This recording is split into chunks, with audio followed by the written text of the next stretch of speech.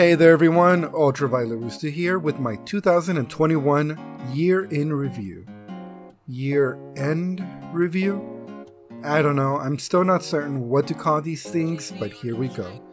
It is finally 2022, and already I broke my only 2 New Year's resolutions that I made for myself.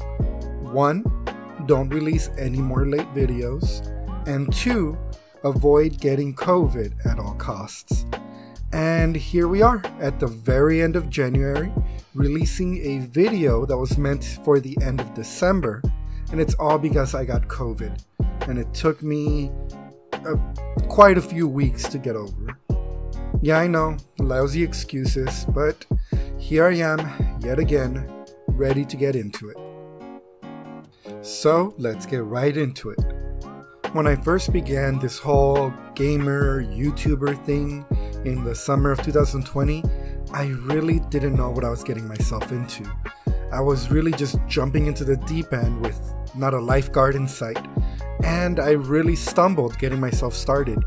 I feel that in the past year, I've been getting better and better, learning each neat little thing, like better editing techniques, using better software, learning how to control my voice a little better, which I know is still a work in progress, and I even learned how to make my own outros and such. Anyways, some things I learned. Using OpenShot free video editing software was a huge waste of time, literally. Audacity helps, even though they're becoming kinda sketchy as of late. OBS really helps with the streaming and just everything. I still have so much to learn there as well, like how to incorporate the Twitch chat into the videos that I'm recording, but I'm sure I'll get it sooner or later. And so far I've been using DaVinci Resolve 17, and it has for the time being worked rather well, but I am looking into new software, hopefully to streamline the process a bit. And although I'm still trying to figure out how to do so many things, I really am glad and thankful to have had so many of you following me and watching almost every video that I put out. So thanks everyone for being so supportive. Alright, now with that out of the way, let's get talking about the games. Games, video games. I played a lot of video games in 2021. I played a lot of good games. I played a lot of bad games.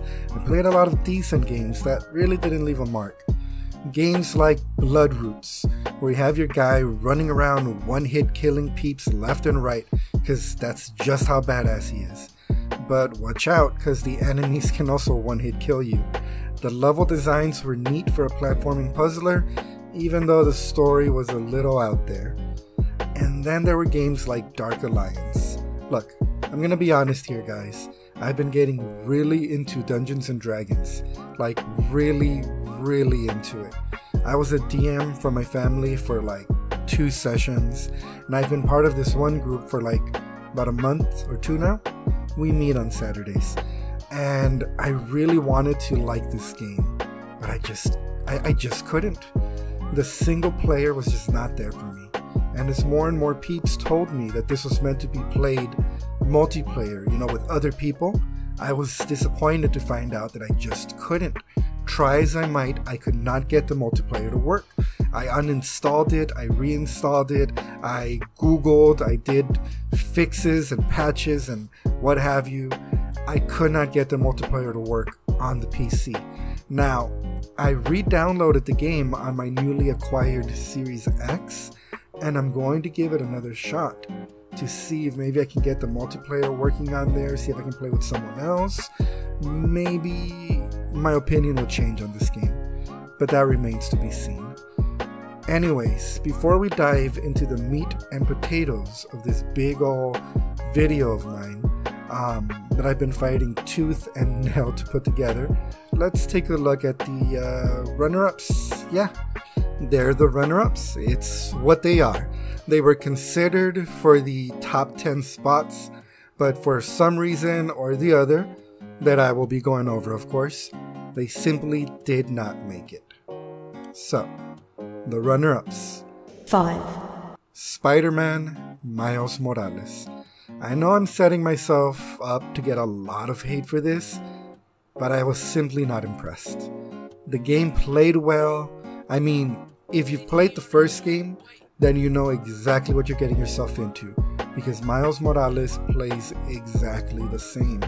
Well, except for the added Venom Blasts ability, which adds very little, but I digress. It's the same city with added winter effects because Christmas. It's the same locations, the same map, the same everything. It seems like the only added stuff was like the new enemy types, both Roxxon and Underground Soldiers, and some new Roxxon warehouses. If anything, this whole game, which didn't have a whole lot of gameplay, felt like it could have just been a much cheaper Spider-Man DLC, rather than an entire $60 game. 4, Call of Duty Cold War, the zombies. I have put in hundreds upon hundreds of hours playing Call of Duty Cold War Zombies. It was like my go-to game to play for the entire year of 2021.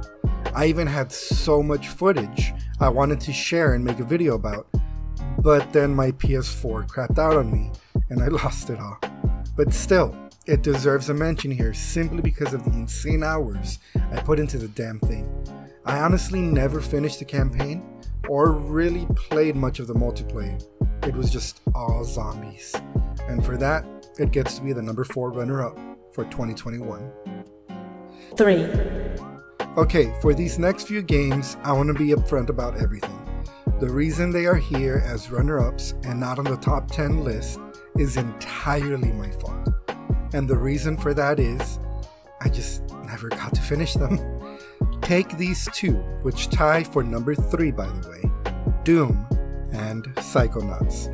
Both great games that I began around October and November, but I simply didn't get around to finishing them, as other things came up and other lame excuses that I'm too lazy to come up with on the spot. Look, 2021 was a hard year for all of us. We live, we learn, and hopefully in 2022, I'll learn to be more consistent. I'm sorry, Doom, and I'm sorry, Psychonauts 2. 2, Halo Infinite. Pretty high on the list, I know, but for the same reason. I've been playing the multiplayer for Halo Infinite.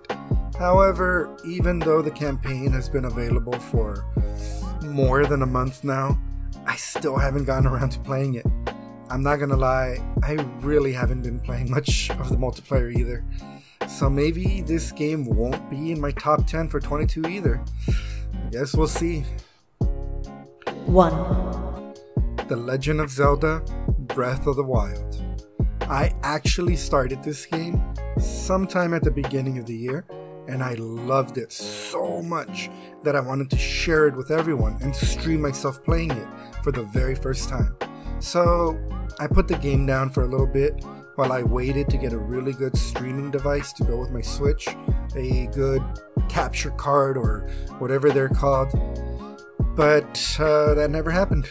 And so Breath of the Wild just sat there unplayed, and I have no one to blame but myself. Hopefully a mistake that I can remedy in 2022 with or without a capture card. Alright, so those were the runner-ups for 2021. I know a lot of them were games that I didn't get to finish, but hopefully 2022 will be a better year.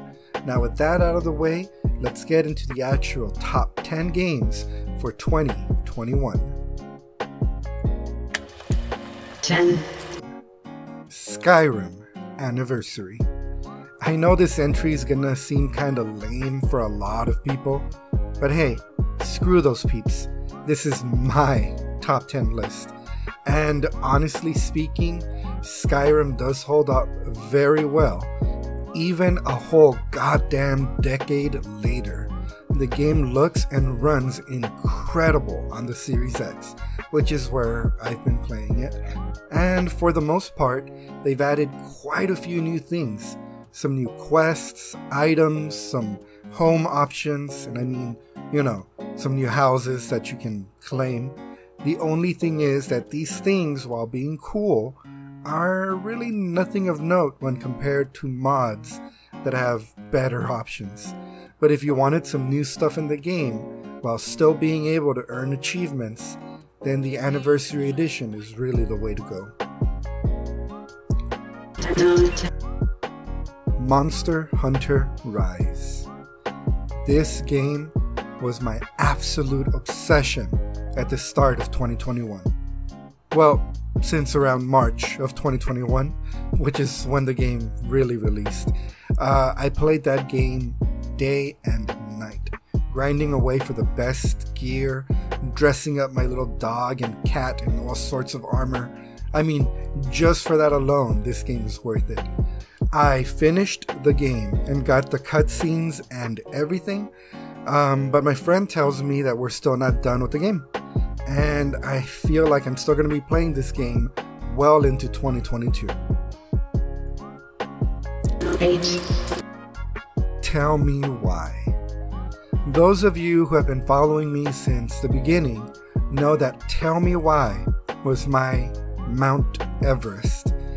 It was pretty much one of my first playthroughs that I played through. It was my goal to play through the entire game. However, I missed that goal by one simple chapter. I just simply felt the lack of interest for those videos, but the game itself was wonderful. The story of the Ronin twins trying to solve the secrets revolving around the death of their mother and their ability to replay memories was both intriguing and incredibly well written. The ending chapter really delivered on what was already a fantastic game. 7. Gris. There is so much that I want to say about this game. In fact, I have a review video on the back burner for this game because there's so much to say that I'm trying to fit into a 5-minute video. So look out for that, I guess, coming out sometime soon. This game tells a beautiful story with very little. Subtle changes in color and sound lead you through a wonderful, ever-changing landscape full of danger, neat puzzles to solve, and emotion. Definitely not a game to miss. 6. Astral Chain. Astral Chain is a game set in the near future, set in a beautiful and colorful city, being besieged by Wait, this isn't right. There you go, that's better. Astral Chain has this wonderful anime feeling all throughout the game. A gorgeous game by Platinum Games, the same peeps that brought you Bayonetta, Nier Automata, and the wonderful 101. The graphics are wonderful, really pushing the Switch with what it can do. The soundtrack really rocks, with catchy little tunes that get stuck in your head, and incredible battle themes that get your heart thumping. The Legion system is rather unique, though it takes, a little while to get really used to the controls. The game is incredible, the soundtrack is awesome, and it's definitely worth checking out. 5. Dead by Daylight. This horror-based asymmetrical multiplayer game seems to be either really popular or really looked over. But I, for one, really had fun with it in 2021. My wife is a huge fan of the game, and really she's played almost nothing else for the last 2 years other than this game. And well, as some of you may know, it is on the Game Pass, and with crossplay being a thing, I've been playing this game with my wife.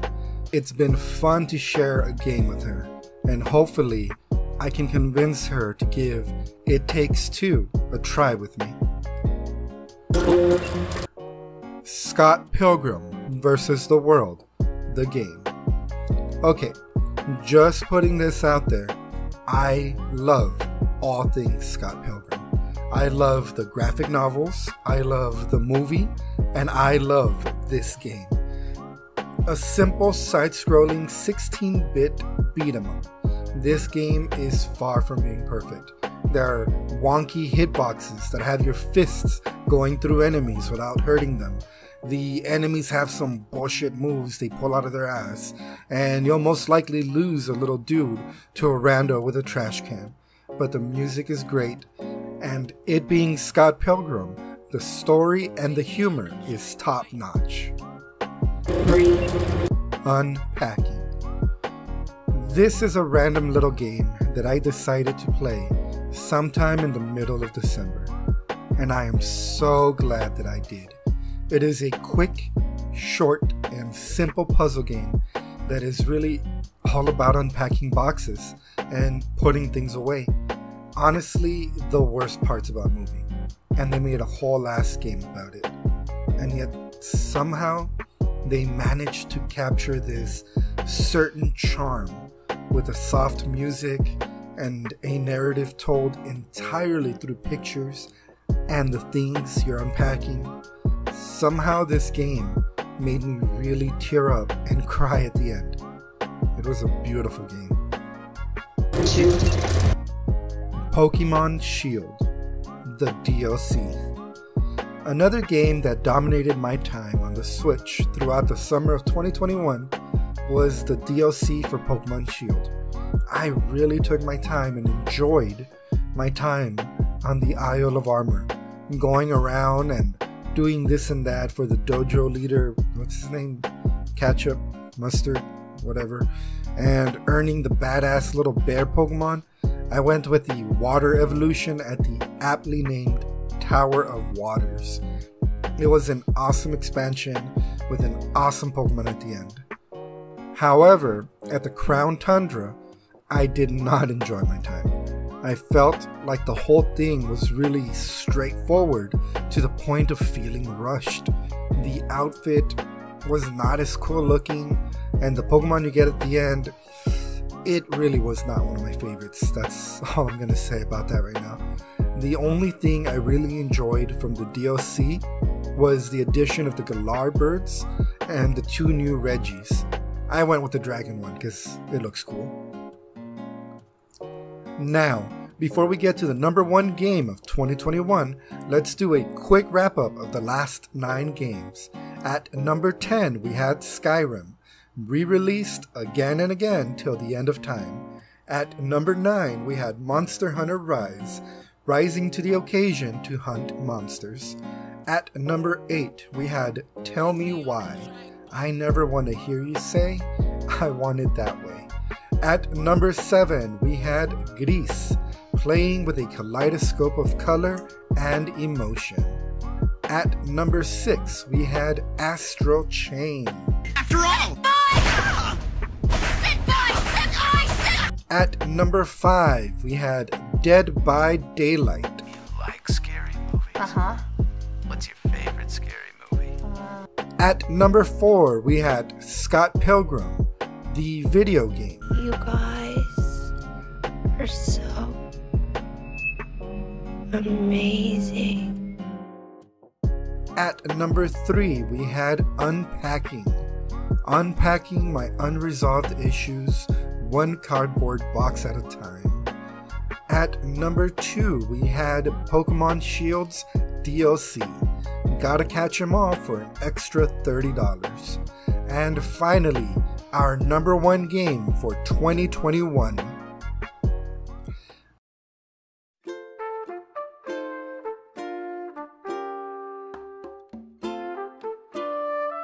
Animal Crossing New Horizons.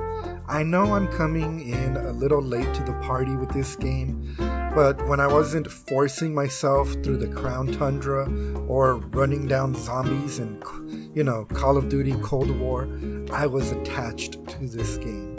Creating orchards, celebrating my birthday, jumping over rivers.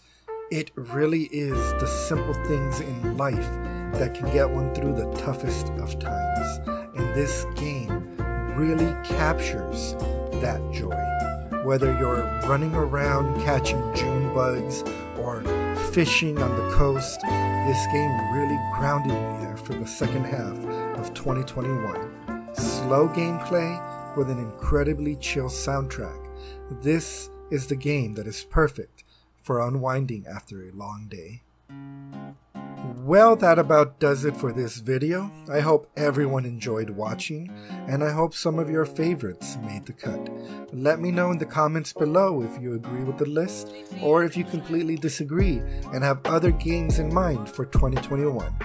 Thank you guys for making 2021 awesome, and for sticking with me into 2022. After all, who knows what the future has in store for this channel. I want to continue making great content, but I also want to explore what else I can do. What else can I create? I've been learning a lot about D&D, Dungeons and Dragons, and I would love to share that with y'all. I've also been learning how to play all sorts of board games. I mean, can I sing? Who knows? But one thing is for certain, 2022 is coming, and I am ready. This was Ultraviolet Rooster. I'll see you guys on the next one. Is there